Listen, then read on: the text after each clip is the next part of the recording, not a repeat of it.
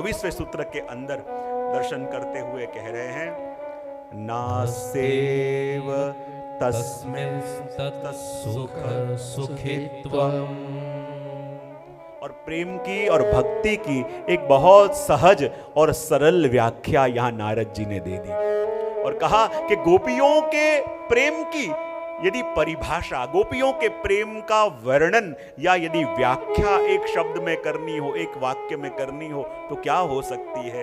तो कहा, प्रियतम के सुख से सुखी होना। प्रीतम के सुख से सुखी होना वही भक्ति है। कहते हैं ना, सेव तस्मिन् सत् सुख सुखित्वम। अपने सुख का विचार जहां नहीं है, बस प्रियतम के सुख से सुखी होना। प्रियतम के आनंद का विचार, प्रियतम के सुख का विचार करके, कहते हैं जब और का सुख, अपने प्रिय का सुख हमें सुखी करे, उसके सुख को देख के ही अपने को सुख मिलने लगे। वो मैं कई बार दृष्टांत देता हूं ना कि दो संत कहीं चलते चलते रेगिस्तान में जा रहे थे और रेगिस्तान में जा रहे थे, क्या देखा कि वहां रेगिस्तान में जहां इतनी गर्मी थी, वहां जरा सा कहीं पानी भरा हुआ था और दो मृग वहां मरे हुए थे।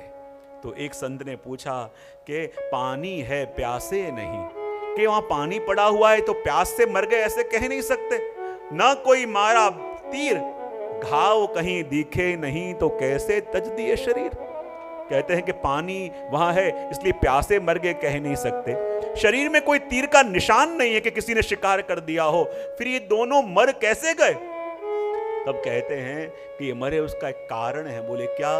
ये मृग दंपत्ति हैं, दोनों एक दूसरे को प्रेम करते हैं और इस रेगिस्तान में घूम रहे थे, प्यास के मारे तड़प रहे थे, इसके प्राण जाने को तैयार थे, लेकिन भागते भागते जब यहाँ आए और कहते हैं ना कि जब छोटा सा पानी था और इतना ही पानी था कि कोई एक पी के अपनी प्यास बुझा सकता है, और कहते हैं ना कि इस एक इतना सा जल कोई एक अपनी प्यास बुझा सकता है।